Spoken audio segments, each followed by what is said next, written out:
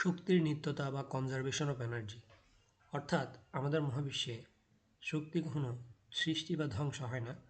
শক্তি তার একটা রূপ থেকে আরেকটা রূপে পরিবর্তিত হয় বা ট্রান্সফর্ম হয়। শক্তি তার একটা ফর্ম থেকে আরেকটা ফর্মে ট্রান্সফর্ম হয়।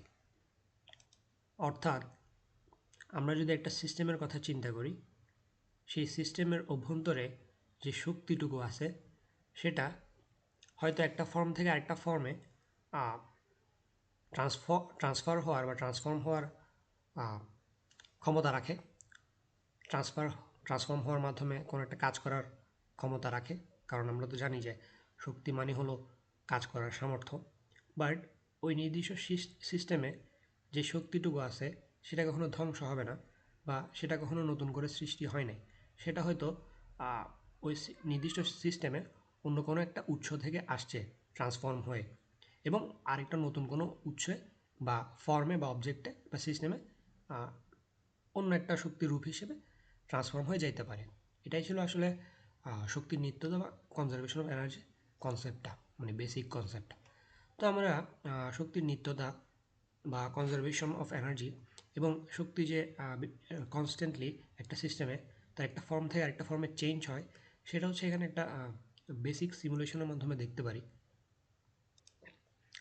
তো এই সিস্টেমে একটা ইনপুট পার্ট আছে, একটা আউটপুট পার্ট আছে, এবং ইনপুট থেকে আউটপুটে কনভার্ট করার জন্য একটা একটা পার্ট আছে, যেটা হচ্ছে এখানে এক্ষেত্রে একটা জেনারেটর হইতে পারে বা একটা সোলার সিস্টেম হইতে পারে বা একটা সোলার হইতে পারে। এবং ইনপুট পার্ট হচ্ছে আমার এখানে বিভিন্ন ইনপুট পার্ট থাকতে পারে। আমরা হচ্ছে ইনপুট বা ইনপুটটা হচ্ছে পরিবর্তন করে আউটপুটটা দেখতে পারি, ঠিক আছে। এবং এখানে একটা বিষয় যে এখানে দেখো যে শক্তিগুলো আছে, মানে যে শক্তিগুলো এক্ষেত্রে কনভার্সন হবে এই সিস্টেমের ক্ষেত্রে, এটাকে আমরা একটা সিস্টেম হিসেবে চিন্তা করতে পারি। সেগুলো হলো দ্য মেকানিক্যাল এনার্জি, যেটা কিনা আমরা হোয়াইট কালার দিয়ে বুঝবো, ইলেকট্রিক্যাল এনার্জি, যেটা কিনা আমরা এক্ষেত্রে ব্লু কালার দিয়ে বুঝবো, থার্মাল এনার্জি, লাইট এনার্জি, আর হচ্ছে কেমিক্যাল এনার্জি।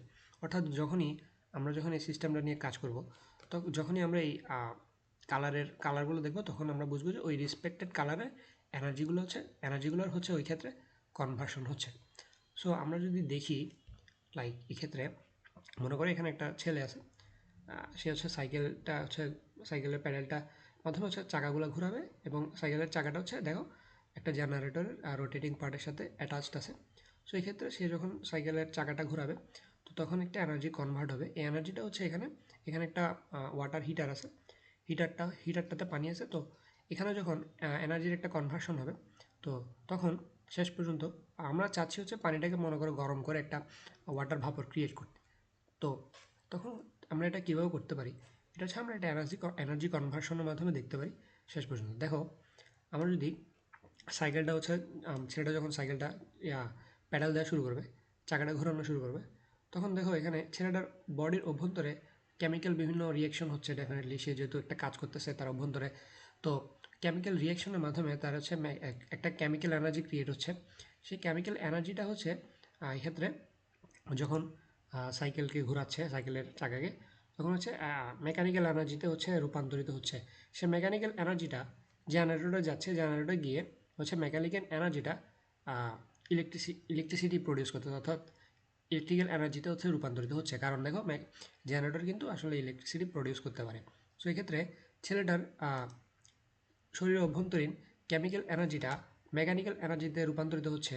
সে মেকানিক্যাল এনার্জিটা জেনারেটর গিয়ে হচ্ছে ইলেকট্রিক্যাল এনার্জিতে হচ্ছে আউটপুট হিসেবে বের হয়ে আসতেছে। এবং এই যে ইলেকট্রিক্যাল এনার্জিটা আসলো, সেই ইলেকট্রিক্যাল এনার্জিটা এই যে ওয়াটার হিটারে গিয়ে হচ্ছে হিট এনার্জিতে বা থার্মাল এনার্জিতে হচ্ছে রূপান্তরিত হচ্ছে, এবং হিট প্রডিউস করতেছে। যে হিটটা কিনা হচ্ছে আমাদের যে পানি আছে সেটা পানিটাকে গরম করতেছে, এবং ওয়াটার ভেপর বা বাষ্প হচ্ছে ক্রিয়েট করতেছে। এর ফলে আবার পুনরায় একটা থার্মাল এনার্জি ক্রিয়েট হচ্ছে, যেটা কিনা হচ্ছে আসলে আমরা যেটা চাইছিলাম আর কি, যে ওয়াটার ভাপর ক্রিয়েট করা, সেটা ক্রিয়েট হচ্ছে এবং এটা হচ্ছে পুনরায় পরিবেশে মুক্ত হয়ে যাচ্ছে। সো এখানে আসলে দেখো এনার্জির একটা কনস্ট্যান্ট কনভার্সন হচ্ছে ছেলেটার কেমিক্যাল এনার্জি থেকে হচ্ছে এক্ষেত্রে মেকানিক্যাল এনার্জি থেকে ইলেকট্রিক্যাল এনার্জি, যেটা কিনা হচ্ছে আমাদের লাস্টে গিয়ে থার্মাল এনার্জি যে হচ্ছে কনভার্ট হচ্ছে। এবং এক্ষেত্রে কিন্তু শক্তি নতুন করে কখনো সৃষ্টি হচ্ছে না বা ধ্বংস হচ্ছে না, এটা জাস্ট একটা রূপ থেকে তার আরেকটা রূপে কনভার্ট হচ্ছে এই সিস্টেমে। এখন আমরা যদি এখানে ইনপুটটা চেঞ্জ করি, যে আমরা যদি আরেকটা ইনপুট নিয়ে আসি, লাগে এখানে একটা পানির কল নিয়ে আসলাম এবং পানির কলটা যদি আমরা ছাড়ি, তো দেখো এখন এখানে পানির একটা ফ্লো হবে এবং পানির ফ্লোটা হচ্ছে জেনারেটরের যে রোটেটিং পার্টটা আছে তার সাথে যেহেতু অ্যাটাচ, সো এর ফলে পানির ফ্লোতে একটা মেকানিক্যাল এনার্জি হচ্ছে এখানে দেখা যাচ্ছে, যেটা কিনা হচ্ছে জেনারেটরে মেকানিক্যাল এনার্জি হিসেবে আর কি জেনারেটরের সাথে আসলে এক্ষেত্রে দেখা যাচ্ছে, যেটা কিনা জেনারেটরে গিয়ে হচ্ছে ইলেকট্রিক্যাল এনার্জিতে কনভার্ট হবে এবং এই ইলেকট্রিক্যাল এনার্জিটা ইলেকট্রিক্যাল আমাদের ওয়াটার যে হিটারটা আছে সেখানে গিয়ে হচ্ছে থার্মাল এনার্জি প্রডিউস করবে বা থার্মাল এনার্জিতে রূপান্তরিত হবে এবং সেই থার্মাল এনার্জিটা পানিটাকে গরম করবে এবং ওয়াটার ভাপর ক্রিয়েট করবে। সেখানেও কিছু থার্মাল এনার্জি বা তাপশক্তি ক্রিয়েট হবে। তো দেখো এখন আমরা যদি এখানে এই ইনপুটটাকে চেঞ্জ করে আরেকটা ইনপুট হিসেবে সানলাইট নিয়ে আসি বা সূর্যকে নিয়ে আসি এবং এটা যদি আমরা দেখি, এটা যদি আমরা খেয়াল করি, দেখো এক্ষেত্রে কিন্তু আমাদের কোনো আউটপুটের বা এক্ষেত্রে কোনো কিছু হচ্ছে না, বা এই যে আমরা একটা নতুন ইনপুট নিয়ে আসছি এটা কিন্তু এই সিস্টেমের উপর কোনো এফেক্ট ফেলতেছে না, জেনারেটরে কোনো এফেক্ট ফেলতেছে না, কোনো কনভার্সন হচ্ছে না এনার্জির। কারণ কি? কারণ হচ্ছে এই যে এখানে আমরা যে এনার্জি সোর্সটা নিয়ে আসলাম, নতুন একটা এনার্জি সোর্স বা নতুন একটা ইনপুট, এটার সাথে আমাদের যে সিস্টেম যে জেনারেটর ব্যবহার করে ইলেকট্রিসিটি প্রডিউস করা, তার সাথে আসলে রিলিভেন্ট না। অর্থাৎ আমাদের এখানে বুঝতে হবে আমরা যে এনার্জিটা কন কন মানে কনভার্সন করব, বা আমরা যখন একটা সিস্টেম বিভিন্ন এনার্জি নিয়ে ডিল করব, এনার্জির কনভার্সন নিয়ে, তখন আমাদের বুঝতে হবে সেখানে যে এনার্জি যে সোর্সগুলো আছে সেগুলো একে অপরের সাথে আসলে রিলিভেন্ট হইতে হবে। যদি রিলিভেন্ট না হয় তখন কিন্তু সেখানে কোনো এনার্জির কনভার্সন হবে না, বা সেই এনার্জি কনভার্সনের মাধ্যমে কোনো কাজ হবে না, বা কোনো আমরা ইফেক্টিভ আউটপুট পাবো না। যেমনটা আমরা এই উদাহরণটাতে দেখতে পাচ্ছি যে এখানে সানলাইট আসতেছে বাট এটার সাথে আমাদের জেনারেটরের কোনো সম্পর্ক নাই, ঠিক আছে। সো এক্ষেত্রে আমরা কোনো আউটপুটও আমাদের যে এক্সপেক্টেড এক্সপেক্টেড আউটপুট সেটাও পাচ্ছি না। সো এটা আমাদের একটা এখানে বোঝার বিষয়। অর্থাৎ আমাদের বিষয়গুলো আসলে রিলিভেন্ট হইতে হবে, এনার্জি সোর্সগুলো।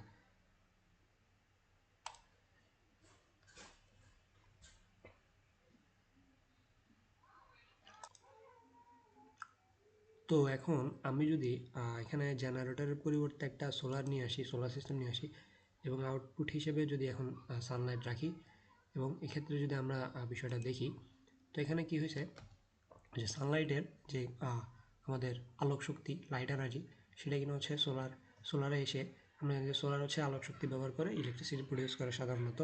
তো সেটা হচ্ছে আমাদের সানলাইটটা হচ্ছে, অর্থাৎ লাইট এনার্জিটা সোলারের মাধ্যমে হচ্ছে এখানে ইলেকট্রিক্যাল এনার্জিতে কনভার্ট হচ্ছে এবং সেটা হচ্ছে হিট এনার্জি তে কনভার্ট হচ্ছে, যেটা কিনা হচ্ছে আমাদের ওয়াটার ভাপর ক্রিয়েট করতেছে।